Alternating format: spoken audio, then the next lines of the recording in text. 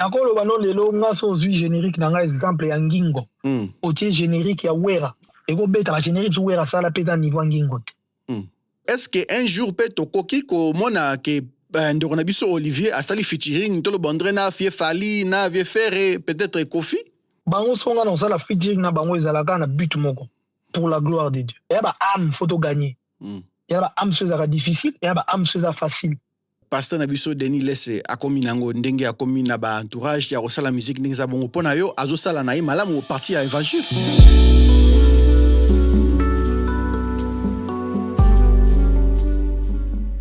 Salut bandeko baningami ezanga encore ndeko na bino John Lando na émission oyo tobengi dans les profondeurs. Lelo to Yesusu pona kofana na ndeko na biso musicien ndeko na biso oyo toyebi na kombo ya Olivier Kalabasi.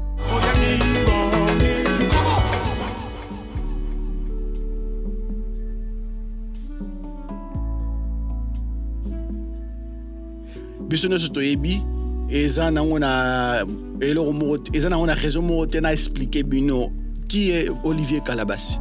Na bandako na bino boyoka ye na ba feti bisika bokendaka boyoka ye na ba voiture na bino pe boyoka ye toyebi pe na bien aza musicien moko chrétien na kati ki bonzambe ayebani pe na bien aza étranger te kati na biso. Alors lelo toluka ki to fanda na ye apesi biso ngolu aza pe na mutu moko pe na very de ba en anglais très busy aza na makambele au sala. Mais après si biso grâce lelo ko fanda na biso ko partager na biso makanisi na ye mwa moke na oyo to lelo. Alors beau aimer, beau partager, pe beau s'abonner parce que tant que bozo s'abonner, bozo aimer, bozo partager, to robak ça peut degré à ba inviter na biso. Nzamba pambola bino, to continue na kata interview.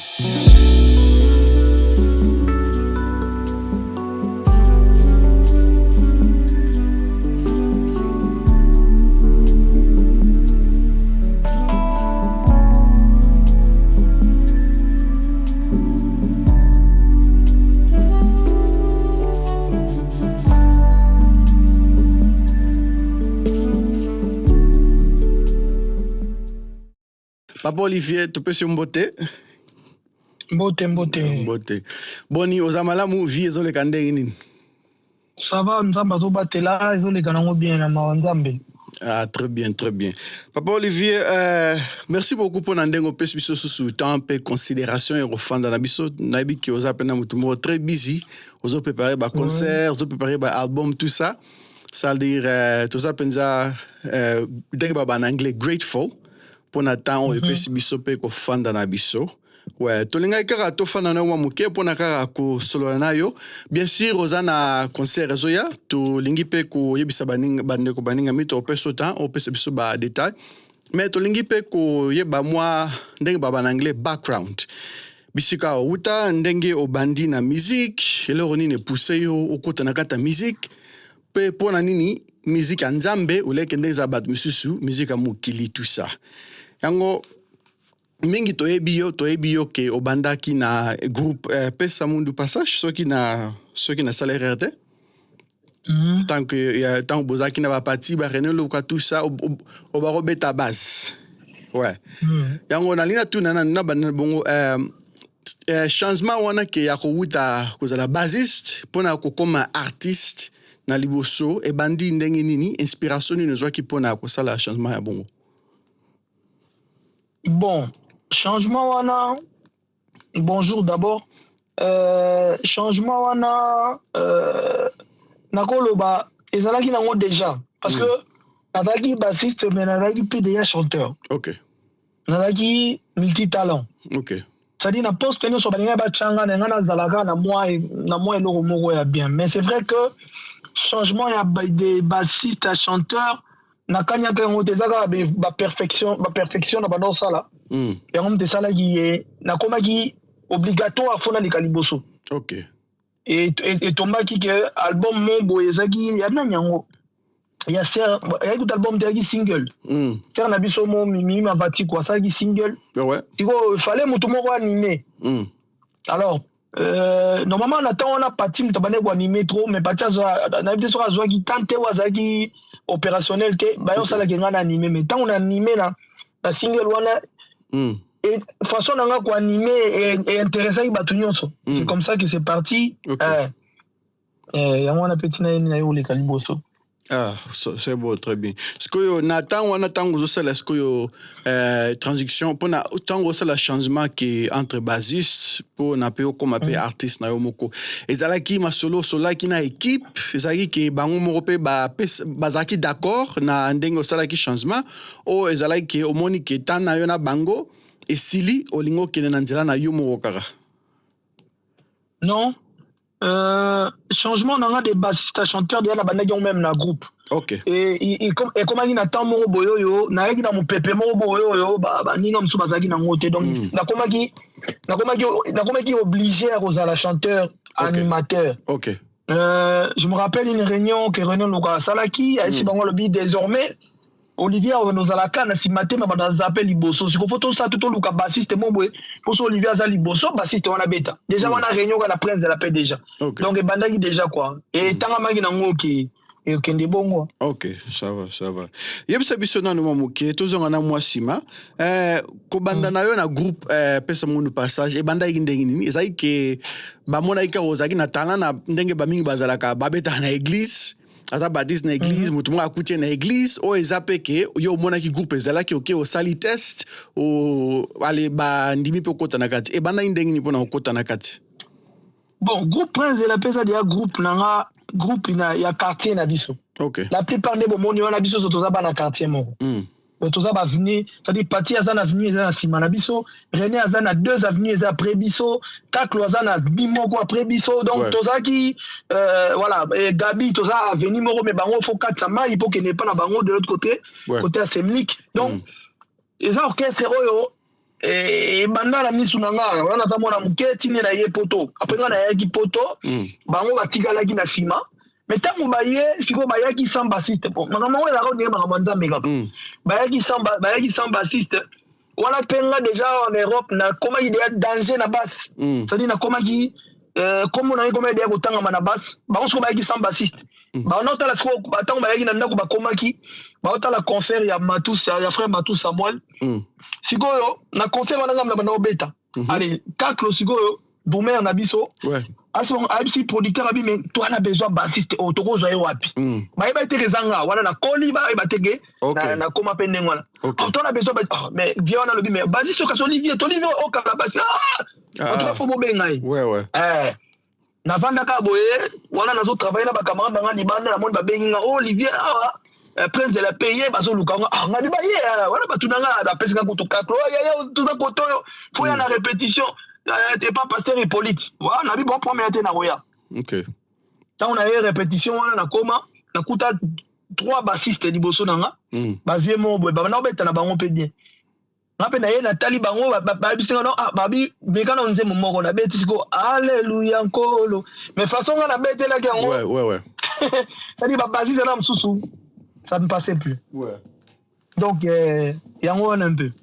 OK, c'est bien, très bien. Ce que olobaki ba série wana tangu bango bazoluka yo zalaki déjà na Europe, ozo beta dia base bin Europe. C'est-à-dire au commandant Europe banda kala tango zaki mwa muke? Na âge à 10 ans. OK, na âge à 10 ans. Na sipe batu mingi te peut-être ba ebite ke okola awa na. Ouais, ba mona na musique, na de la paix. Très bien, merci de comprendre.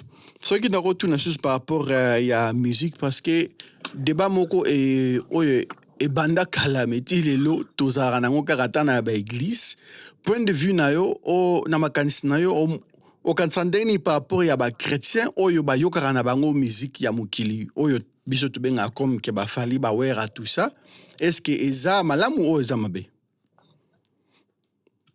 En tout cas, tout nous est permis, mais tout n'est pas utile. Donc, je ne peux pas dire Ezama B, Ezama Lamou. Tout nous est permis, mais tout n'est pas utile. Surtout, on s'est focalisé dans la musique. Ezana Oba Mela Masanga, Ezana Oba Sala Masumu, Ezana Oba Ibaka. Yo Mosgo Yeba, qu'est-ce qui t'est permis et qu'est-ce qui n'était pas utile. Mais là, la cause a été dans l'Oba Oyo, parce que quand on vient à la conviction, tous à niveau, parfois, on est monté. Nako yo ke loko oyo exemple wera zoloba nga na bigeza mabe nga na sala ngote mais yo am so yo ke loko wera zoloba yo ke sala ngo donc faut kola nanu po oser ba makamususu. Jésus est parti chez Zachée, c'est parce que Jésus avait la capacité d'aller chez Zaché, pardon. Mutumso ok pas Zaché bene Yesu akendaite. Pour anda kwa Zaché wana mkolo baliaka wana musique nza medem debeta. Mais comme c'était Jésus, dans une dimension il faut être capable. Si tu n'es pas capable de ça là.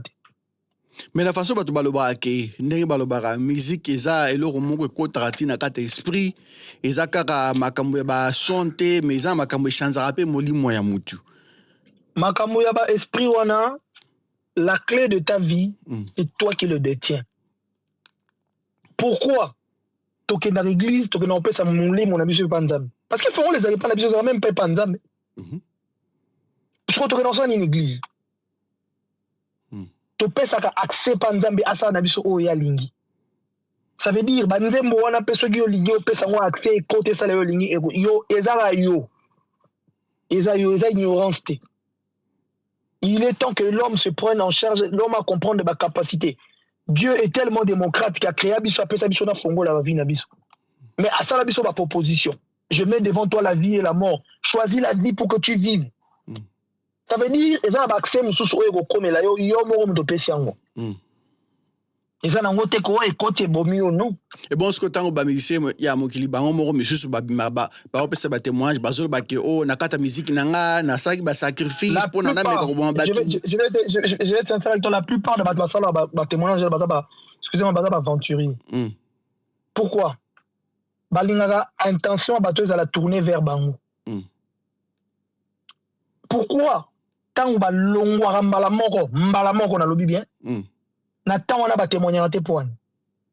Oya au monde après 2 ans ou 1 an on a d'ailleurs témoigner. Pourquoi? Parce que oya luki pendant temps on a zu ngote. Ngala ndimaka bato ba témoigner lokola ba vie Charles Carlito. Oui, c'est des vrais témoignages. Ba vie des baba. Ba vie des baba, oui, c'est des vrais témoignages. C'est des personnes il a quitté aussitôt il a témoigné. Mais bah on va zalaga baba ndeko ça c'est chose yé moko mtabada osala ba sacrifice na yesi bo ayeko meka place mo ezo simbate oyebi po esimba te pona nini outi mokili outi na borana yo so kasake borana ona outi na mokili oyo kota na kopena mama nzambe. Ok, l'immunité précède la gloire, il faut boucana, il faut apprendre, il faut la briser, il y a beaucoup de principes à passer. Et ils ne sont pas patients. Quand tu es patient, pour pas traumatiser, pour pas tirer attention vers Bicho, on a zaï aussi Mbakisi, Lukuta. Il y a distraction. Ouais. Ok, très bien. Ouais.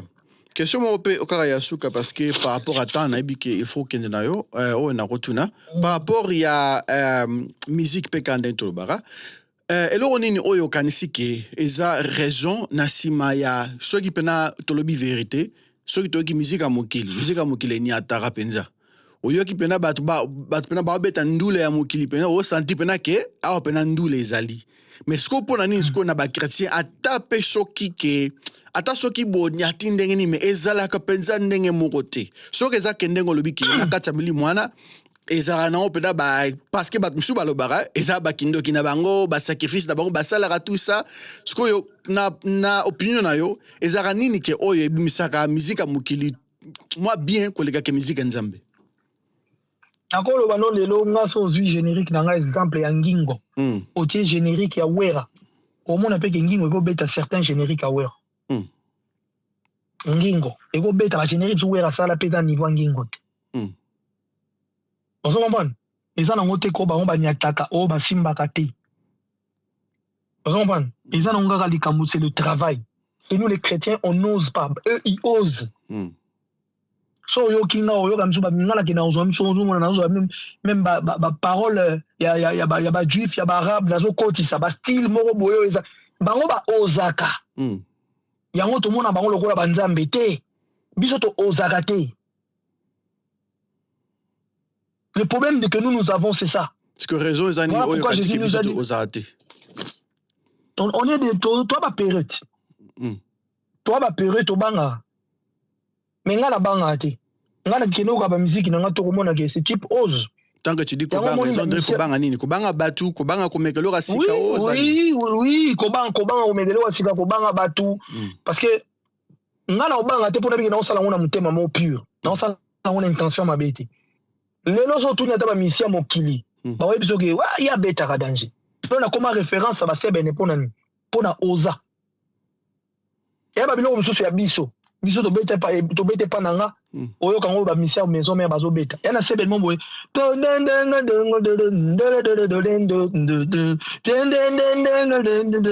ya biso oh kaka boye mama oh wango mais ba beta on a générique awera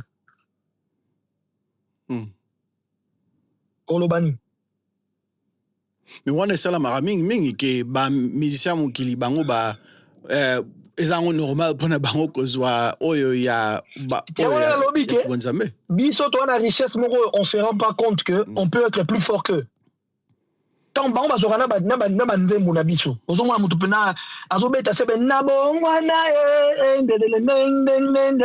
yeme ya biso biso moko tokoza jamais na idée wana yango mona ngai na kosala générique mais na ozambi su nzembo ya mutu moko mona bola mwa bele eleke bele bola mwango na kotisi yango parce que na biki eza richesse na biso donc faut te baneni toko exploiter ba biloko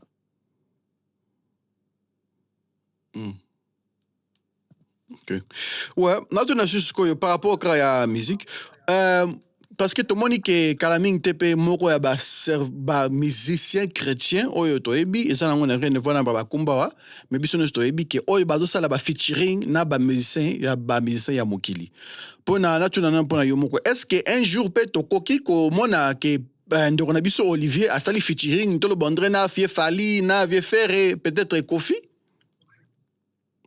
pona lokumu nzambe bango songa na sala featuring na bango ezalaka na but moko pour la gloire de Dieu. Mais aux derniers pour la gloire de Dieu, ceux qui bango le coup na bango qui n'a pas nzambe. Toyembe la nzambe. Que tout ce qui respire loue le nom de l'Éternel. Mais que loué wana est-ce que wita kara na ba instrument na munoko ou wita na mutema ya mutu?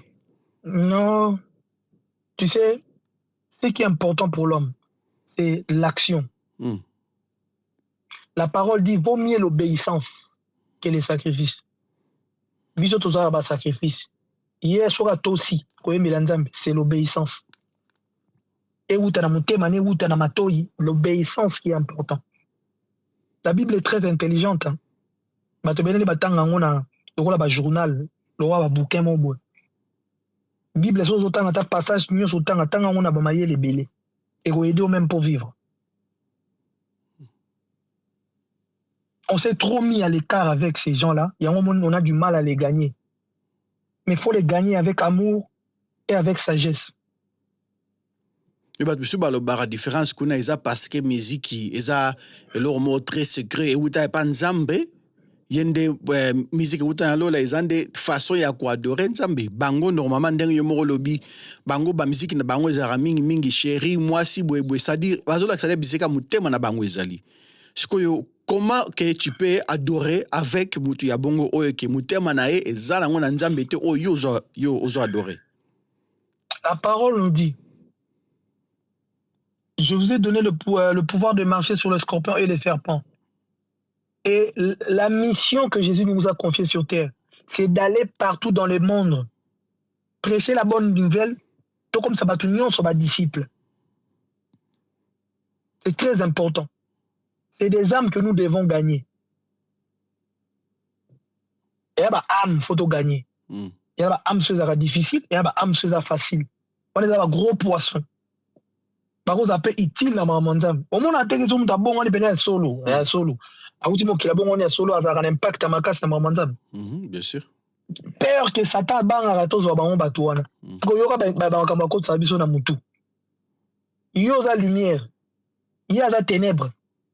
Ce qui lumière na ténèbres bakutani et là il faut dominer lumière alors si ko là ni bang ça veut pas approcher mais monsieur peut lumière monsieur peut barolo ba parce que bible zolo ba ke bolamu na mabe ko sangana te yo yebi ko za bolamu ozo kene na but à bolamu oke na but à mabe l'amour le bien domine toujours le mal ata na kutani na mabe on va bien, on domine. Nous sommes les sels de la terre. Et si nous sommes les sels de la terre, nous sommes les résistance. C'est-à-dire, par rapport à ma condition, bon, ce qui n'a retourné, n'a pas exemple, on dirait, tout le monde on dirait, direction oyo pasteur na biso Denis Lesse akomi nango ndenge akomi na ba entourage ya kosala musique ndenge za bongo pona yo azosala na ye malamu parti à évangile. Non, contexte à Denis Lesse est très différent. Contexte à Denis Lesse est très différent. Denis Lesse azosala pire que Batouba. Bango ba païen banini. Contexte est yande monté.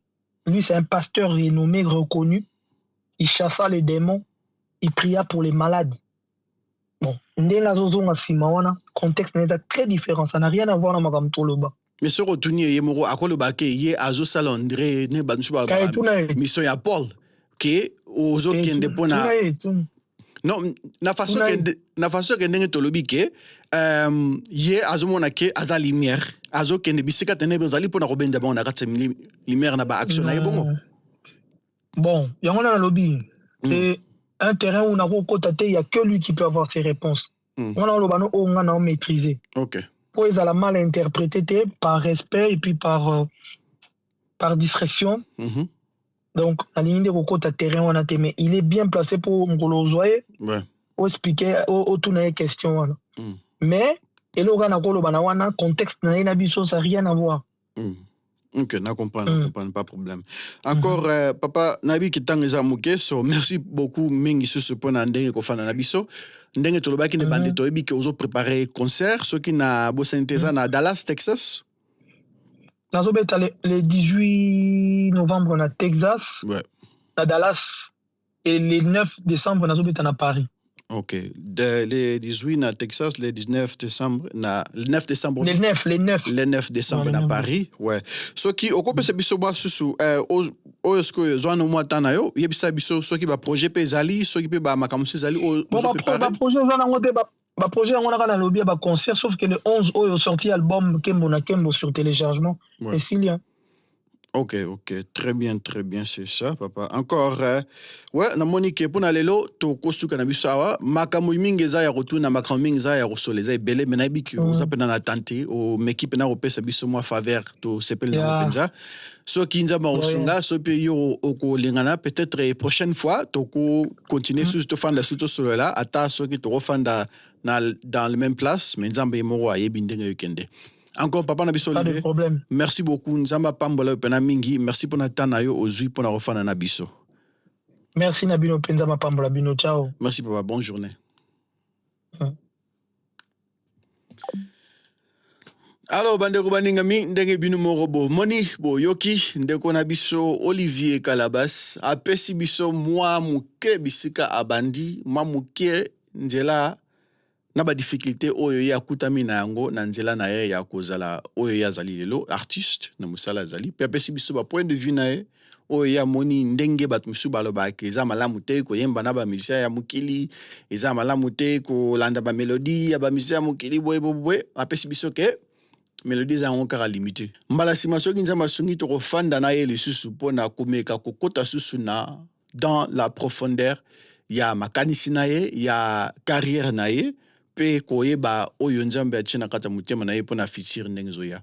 Merci beaucoup encore pona ndenge bozo s'abonner, ndenge bozo aimer pe ndenge bozo partager pour continuer. Toro Lucas susu ko fanda na bande ko mususu ba ndeko na biso ba musicien, ba pasteur pe ba évangéliste, ba prophète oyo nyoso za intégrer na kata communauté pona toyeba ndenge makamozo lekana. Encore, s'il vous plaît, beau aimer, beau partager, beau s'abonner na page. Parce que ceux qui besoin s'abonner, à besoin aimer, biso pe toko matissa ba niveau ya ba invité na biso. Oui, peut-être un jour peut toko soit président ya Fati Afandia, ouais. Tout cela, tout le monde a yepé parcours na ezaginde nini na tia kuma bisika zali lelo. Merci beaucoup encore pour notre support Nabino. Merci beaucoup ndenge bozo soutenir biso na direction oyo tuzo kende oyo tubengi dans les profondeurs. Nzama Pambola Bino. God bless.